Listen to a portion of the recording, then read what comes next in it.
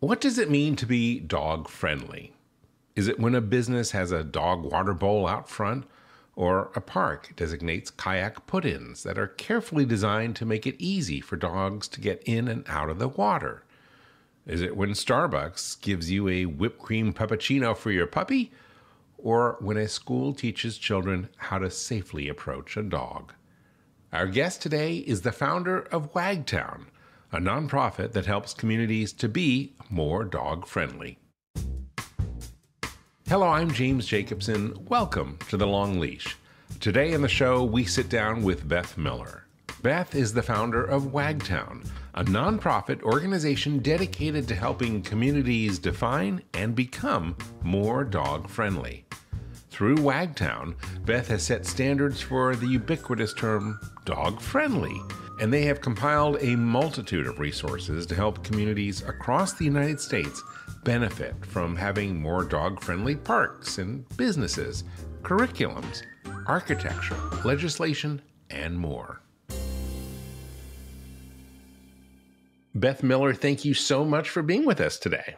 Well, thank you for having me. I'm always happy to talk with someone who loves dogs. Well, we do love dogs here at Dog Podcast Network, and we consider ourselves a very dog-friendly podcast network.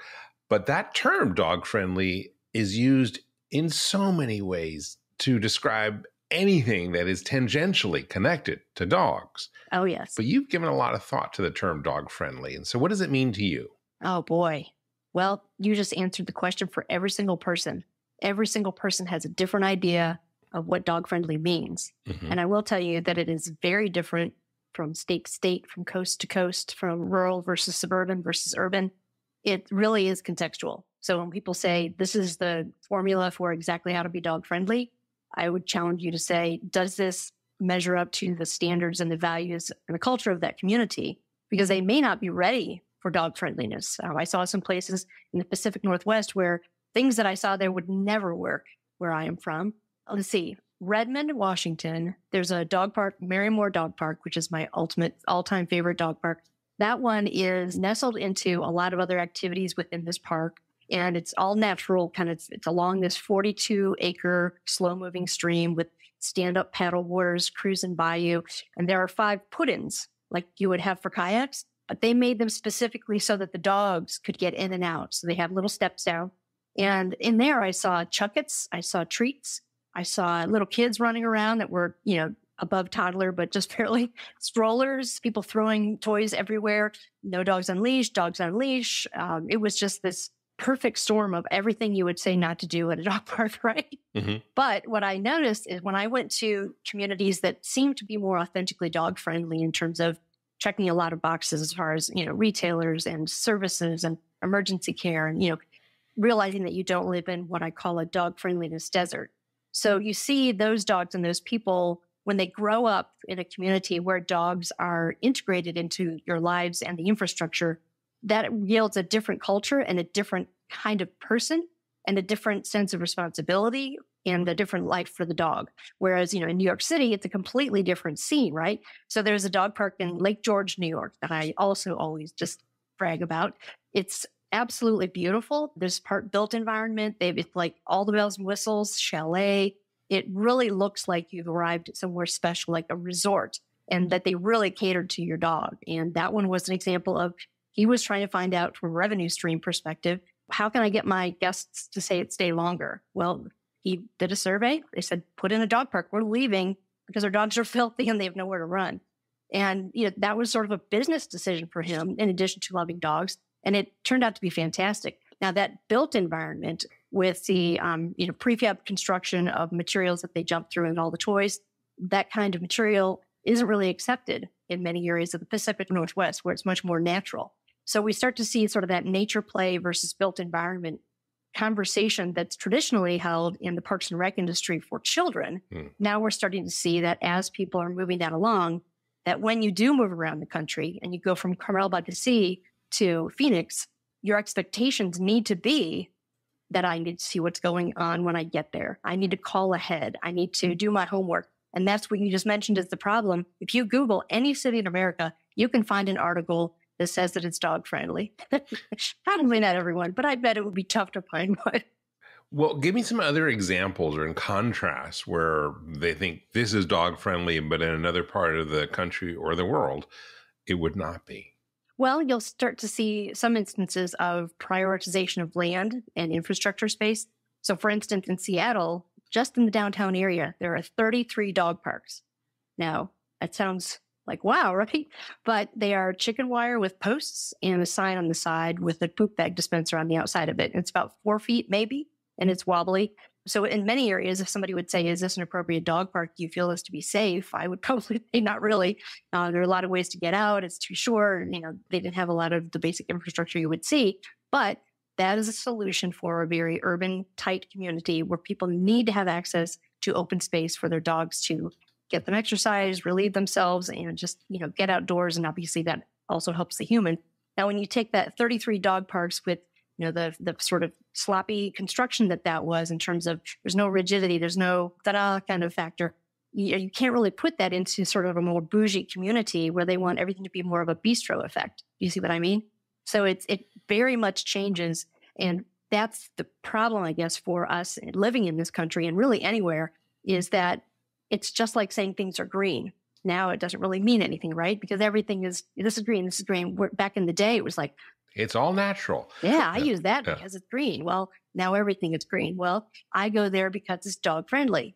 Well, now, according to Google, 28.7 million hits the last time I checked dog friendly cities in America. That's how many hits you get. So that makes it sound like it's everywhere.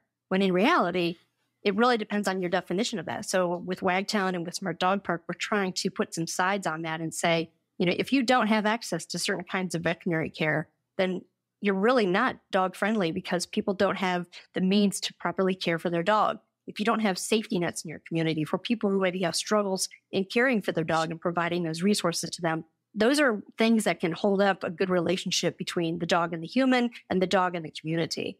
So it goes all the way from the dog park to the classroom, to the library, to the health department. It really needs to be a collective decision to say, instead of taking dog play and dog friendliness and putting it apart from the city, we're going to create something where dogs and their lives are a part of the city and a part of our lives. And everyone benefits from that with, massive amounts of research about the human-animal bond and dollars follow dogs. All of those things start to be a factor for economic development. That's why I think we're seeing so many people say, let's use dog friendly. I mean, look at Subaru, right? There are dogs. And if you look at the commercials, now a lot of this was happening. A friend of mine is a stunt dog trainer, and a lot of her dogs are in commercials. And I asked her, I said, maybe it's just because I'm in Wagtown, but it seems to me like everybody has a dog in their commercial. Mm-hmm. And she said it is true because during COVID, they could bring in dogs and their trainer, but not people. That was a little uptick there. And then people thought, like, my background is advertising agency. So the rule was like no babies and no dogs because it just makes it take twice as long. And now it's sort of like it's the preferred talent because they know that there's that hit of immediate attention, got them by the heartstrings, and now you put your pitch out there and it's surrounded by fur. So it's a hard thing to resist. Well, it is. And we've covered this on other shows where we've talked about the advertising phenomena of people using dogs to sell Subaru and to sell Toyotas and to sell presidential candidates and all sorts of things. And so I'm trying to really understand what is your secret sauce? What's your special? Because your focus is talking to economic development officers for towns across America who want to brand themselves as dog friendly, right? That's one component of it. Yeah. But when you take a look at what Wagtown fully stands for, we're looking for places that have better support for humane organizations and animal welfare advocates. And you start to see improved safety because people are more educated and they have infrastructure that protects both the humans and the dogs. And you start to see education in the schools for the kids to better learn how to be safe around dogs, but also how to become better dog owners when they grow up. And then you take a look at, is it welcoming with that infrastructure? We work with people that they call me and they're like, we've been trying to get a dog park in our community for 11 years. And every time we've stopped, it's because we didn't know what we were doing. And that's a good reason to stop. But yeah, you can see where all of those little pieces start to add up. So you're giving people tools so they can make their place more dog friendly to match the standards of whatever is dog friendly in their environment. Right. And the problem with dog friendliness is that everyone wants to quantify it. And we're working on a project right now to do that. And that's difficult. You need to know, is this specific place a good, place for my dog? If you look at Denver, they just got rid of their pit bull ban. But if you have a dog that you think might be a pit or has been identified as a pit at any time, you have to go downtown for 45 minutes for an assessment that costs $75. And the only qualifying factor is appearance. And I think I read that 86% of people can't identify a dog correctly like that. Right. So how is that different from disenfranchising those people and those dogs, right? So Denver's a great place to be a dog, unless you look like this, right? And that's not dog friendly. So we will work with communities that have a breed ban, but only if we are helping them get rid of it. If they have one and they want to keep it, we will not work with them. So when I did my research, instead of saying, this is what I think dog friendliness is, and then building Wagtown around it, I built a structure around all the places that I thought a dog's existence would change things in a community. I call it, when you plop a poodle into a town, there's a ripple effect. And it touches so many different people. I know, this is the poodle effect. That's a tortured version of the butterfly. I like that. It's the doodle ripple. When you plop a poodle in a town, it has a ripple effect. Absolutely. Absolutely. Well, it does in our lives, right? I mean, you bring in a dog and you think, oh, it'll be fine. We have a new dog now. And then you're like, oh my gosh, I can't stop, hanging out with it. And it's so cute. And now I'm using my baby voice and I'm talking, it's like it takes over who you are, right? And it does the same thing with the community. And if the community has a history of breed restriction that was born out of something that happened that was violent, or if they had a history of dog fighting in there, you're going to see a different attitude than a community that was started based on something like dog friendliness, where you start to see those economic factors chime in when you bring in those different people. So we were in, Chicago, New York, Washington, Portland, San Diego, San Francisco, Tucson, Phoenix, Greensboro, Key West, Orlando, New York City, Lake George, Boston. I mean, it was just like, it was all the places that kept getting a lot of hits because I wanted to immerse myself in those communities and what makes them tick. Like, where is their regional vibrancy coming from, if that makes any sense? So I literally have done more than 600 interviews all over the United States. And I intentionally asked questions that were not about dogs. It was more about, how do you make change in your community? What kind of economic success have you had and with what? Do you have hybrid or grassroots or consultant work that's done to take you to the next level in your community? Where do you get pushback? Where do you have opportunities? What's the history of the community? So then you talk with, public health and public transportation. You talk with travel and tourism, and you talk with the school districts. Is that who you were interviewing? You were interviewing government officials in these various areas? Yeah, all those different positions in addition to, schools and a lot of intercept interviews at dog parks. So this wasn't like going up to people in the dog park and like asking them these questions. These were policymakers. Yes. Yeah. I asked dog people too, but I would say 3/4, maybe 80% of what I was doing in terms of the information that I was gathering was dog specific. I wanted more so to see, get a flavor for the dog scene and then really analyze, okay, so what happened here that were good for dogs now? I'm fascinated. So what are the biggest takeaways that you got from interviewing 600 people in these various, roles? Well, two things. One is they are always a different person entirely if within the first 3 minutes of the interview, and, they don't know I'm there to talk about dogs, but I'm just in their office and I always scan to see if I see anything dog related. And then I'll say, is that your Basset Hound? And they're like, oh my gosh, that's Boone. We love Boone. And then there's always a story, right? And the minute we start talking about dogs, we are instantly friends. And then they talk to me about what their challenges have been and what they hope to do. And they're frank about their opinions and very candid about what's happening in their communities. So it's a real icebreaker. And then once you get past that, then you have this like mind-blowing experience for both of us. So I learn a lot about their community, but every time I start to ask questions, it kind of has this aha moment, right? Then when you do get into the dog questions, then people are like, well, like dog parks, for instance. Okay. So someone called me the other day and they said they wanted to put a dog park in. And I said, okay, I can help you. And why don't you send me the GPS location and I'll Google Earth to see where you're looking at. And her answer to me was, well, we don't know where we're going to put it yet on the land. I said, okay. She said, but we bought the fence. I know. Not putting the cart before the horse. Not at all. It's like buying your shingles first. And we have this much fencing material, so it can only be the perimeter. Now, it could have been from, supply chain issues, so I'll give them a break there. But that's not to pick on them, but that's a perfect example of, when you're looking at where you're going to put it. Well, what was the land used before? Is there any overspray of chemicals from any ag or other chemicals that are be coming in, airborne? Or is there a school nearby? Is there going to be noise pollution? Do you have camera capability there? Is there water to the site? Is there any contamination? Has it been tested by the EPA? I mean, is it zoned for that? And that's just picking the dirt, right? So it's such a big conversation.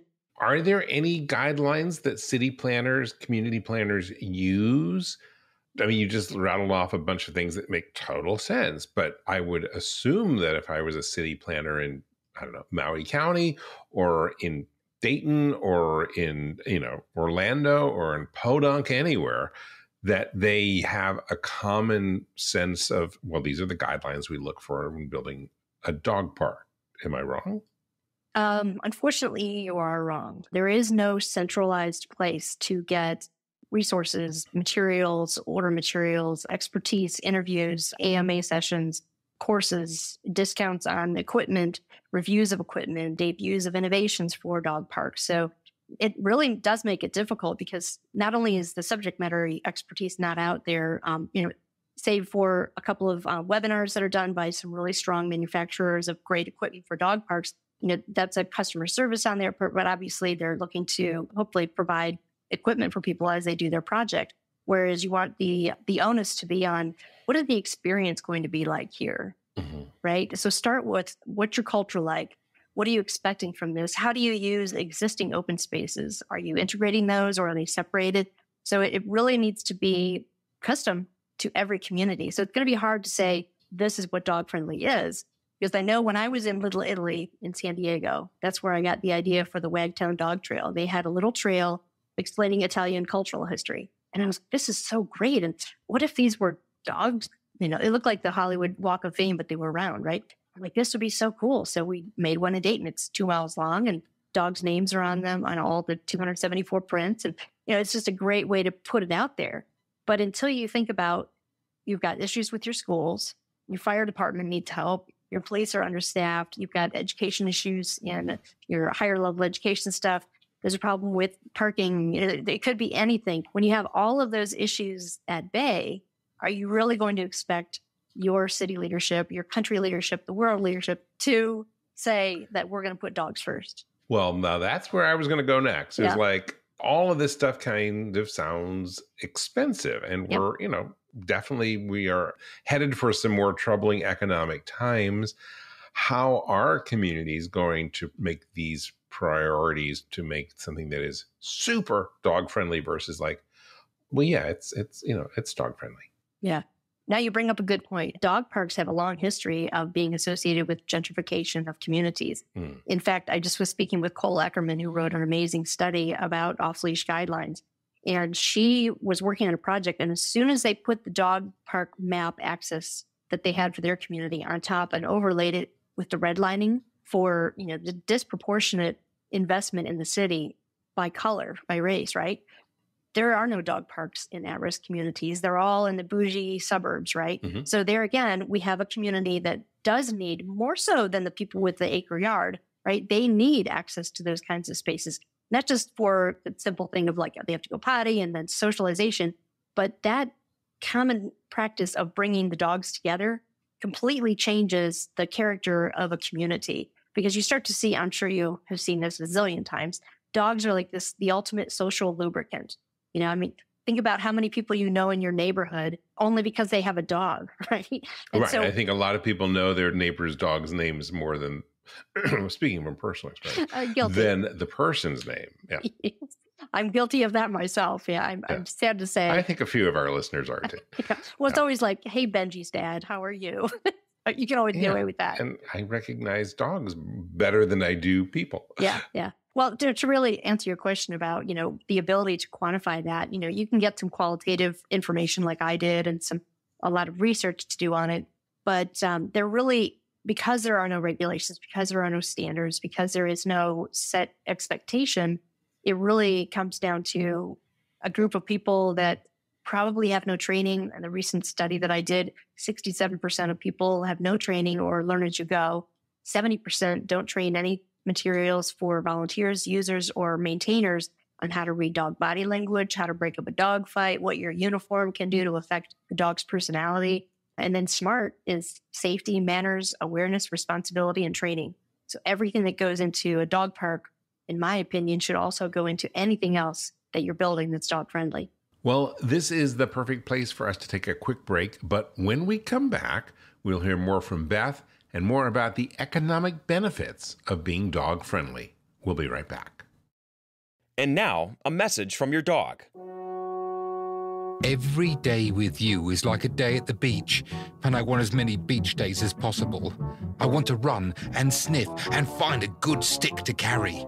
I want to walk with you, run with you, sleep with you, eat with you. And when I eat with you, I want Everpup. It infuses any food you give me with health and life and vibrancy. I can feel it. It's a strange thing to do, sprinkle this powder on my food, but I wouldn't have it any other way. My time with you is precious and irreplaceable, and I'm thrilled to be with you for as long as possible. Here's to puppy playtime and senior snoozes. No matter how old I get, I want my Everpup.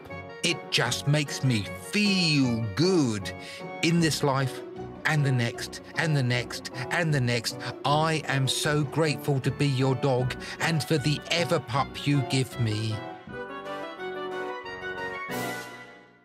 So now that you know what your dog wants, get Everpup, the ultimate dog supplement. Everpup is available in select pet shops and on Amazon. But to get the best price possible, join the Everpup Club at everpupclub.com, where you'll get your first jar for just $8 with free shipping anywhere in the U.S. Go to everpupclub.com and use the discount code DPN. That is everpupclub.com. Everpup, every day. Welcome back. So we have talked a lot about dog parks, but let's get into the economic benefits of making dog-friendly commercial spaces. What are the dollars and cents behind that? That's a great question because, as you pointed out, economy and our mindsets are all in the same space these days. And one of the things that came up in 2017 was this issue of dogs on patios. In the state of Ohio, it was illegal to go on any patio outdoors with your dog, whether it had egress or not. It just was illegal, straight up. So we were connected with an organization called Ohio for Pups on Patios and did a lot of outreach and education. And in the process of going through all the research of looking for, is there a public health incident when you have dogs in those spaces? And found research actually in California that said that they looked and they looked and they looked and they could find nothing to show that it would be a public health risk. So after all of that research, then we pulled in some sponsor people that would come in and testify about how that would affect their business. And I know that Mackenzie Manley was one from Max Tavern. She indicated that she has a 20% bump in business on days when she has something to do with dogs. And she's like, if you take this away from me, it's going to hit me hard with what I'm doing because people stay longer, they order more, and they're more loyal when you do have that experience for them. And now on the other side of things, you have the people that don't want that experience. So in my opinion, dog friendly does not mean that you can take your dog everywhere. There need to be places and communities where there are no dogs because not everybody likes dogs. People have allergies. People have past incidents with dogs. They just plain don't like them, right? I don't know how that happened. But, we need to be respectful of that, right? How much work have you done on the restrictions that many health departments have in terms of animals, pups on the patio, as you call it? Well, it was a big lift. Part of the problem in Ohio is that no one really realized that it was illegal. And one of the Franklin County health inspectors... No one meaning restaurants or... No, like the dog people, the restaurants, everyone just assumed that that was a thing and you either chose to be or you didn't. And actually in the state of Ohio, it was illegal. You couldn't make that decision as a business owner. Okay, so in Columbus, and there are, how many? There are a lot of counties in Ohio. 88. So each county has its own health rules, right? Yeah. So it comes down to that. And then there are state rules, right? So you have your local and you'll have the ordinances and all that. Well, this was a statewide. Okay. So nowhere in the state could you do this. Did you help to change the rules, or had the rules changed any, or why was this possible if the state of Ohio said it was illegal? Well, there was a woman named Lori Arsenault, and she had her dog and would love to go to Seventh Sons Brewing Company, just a little bar down the street. And they approached her and said, you can't come anymore with your dog. The health department was here and they threatened to shut us down if we allow dogs on the patio again. So she's an attorney and she's like, I don't think so. So she contacted Laura Lanise in Ohio and Representative Lanise and also Senator Bill Coley. They worked on a bill in tandem, and it was to give the decision to the business owner instead of the health department. And so, of course, there are many things that you should take into consideration as you're going to the restaurant with your dog. And they saw that we were obviously championing dog friendliness, which, naturally you would assume would include access to certain areas with your dog where it doesn't, cause a threat. Mm-hmm. So we all kind of got together and reached out. And so we had people from animal welfare all over the state working on this project because it really needed to not be about how cute dogs are. Right? It really needs to be that's not going to be very persuasive to the senators, the little kids.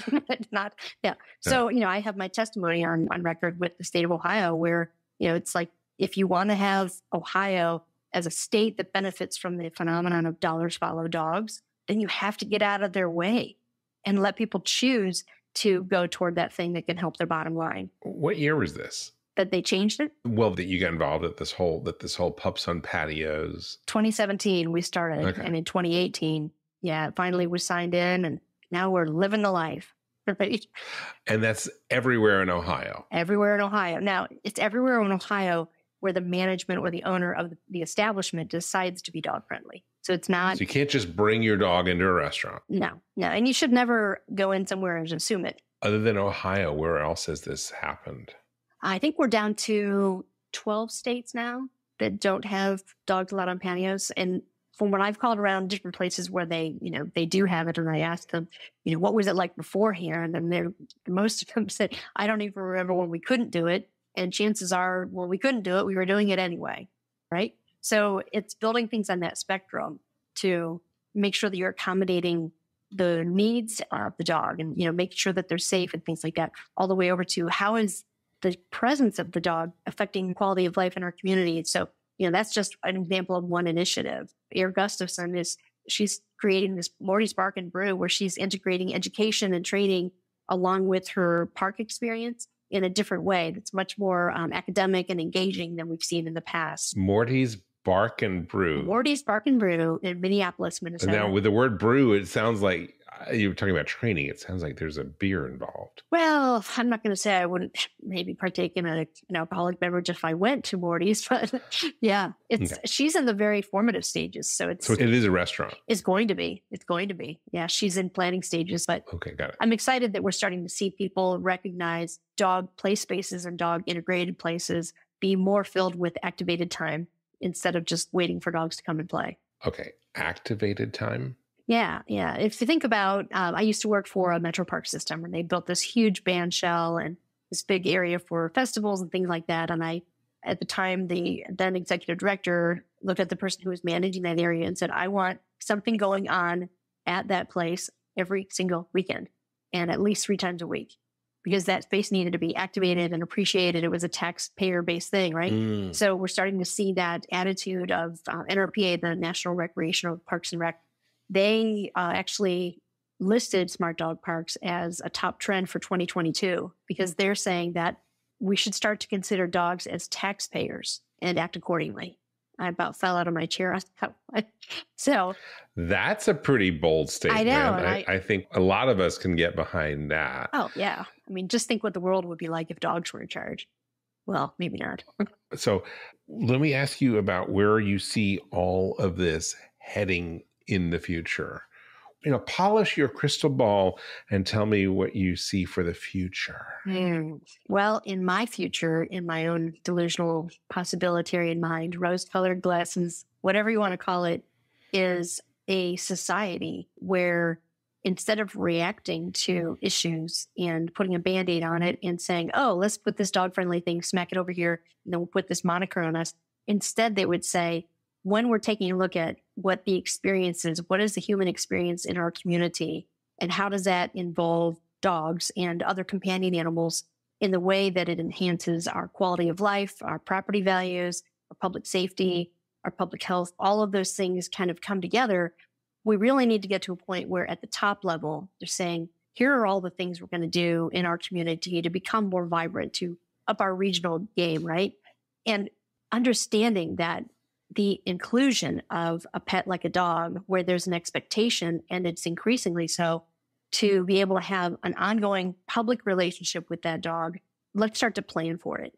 Because I see when dog friendliness goes sideways is when it's not planned and it's just kind of shoved out there. But what if it was a top level down kind of thing? In Nashville, they went that route, and the mayor actually ran on animal advocacy as part of her platform. So they have new dog parks in there. They have programs for more support systems. They're working with their animal resource centers more effectively. They have a TNR program that they go out with. I mean, it's pretty elaborate. And so when you think about that, if you didn't have to worry about all of those issues I just mentioned, just the economic impact of getting ahead of those things is huge, right? If you wanted to control bites in your community, do you have a comprehensive community-wide education program that's in the schools that help kids understand safety and, the stuff that we have?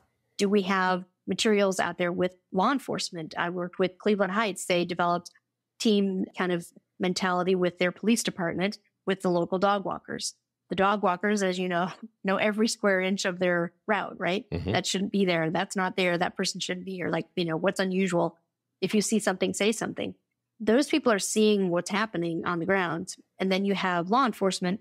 So law enforcement teaches the dog people, this is what warrants a call to 911. This is what warrants a call to so-and-so to just say, hey, there's an issue. And here's something you could just make a record of or take care of yourself and just let us know.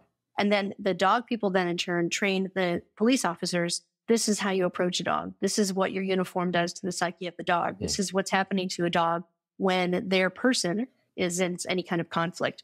And so there's much more understanding and appreciation on both sides of the fence on there. So the more we start to see it's not me against you, it's us working together on everything, that always works better, right? And in this case, we end up with these fringe benefits of longer lifespans and better quality of life in our communities. You can sell your house for more. You can move to more places because you can expect that they can accommodate you and your whole family. So it gives you flexibility. It gives you transferability. It gives you longevity, sustainability, and it's all just because of dogs. I find that amazing. Awesome. Well, that's a great place to end it. Thank you so much for being with us. Thank you. Well, that is all we have time for on today's show. If you'd like to learn more about Wagtown, you can find a link to it in our show notes. You can also find links to other Dog Podcast Network shows or all the shows on Dog Podcast Network by going to our website, which is dogpodcastnetwork.com. And if you're enjoying the show and want to make sure that you never miss an episode, please subscribe to The Long Leash in your favorite podcast app, or you can find us on YouTube as well. Thanks so much for joining us today. I'm James Jacobson. On behalf of all of us here at Dog Podcast Network, I'd like to wish you and your dog a very warm aloha.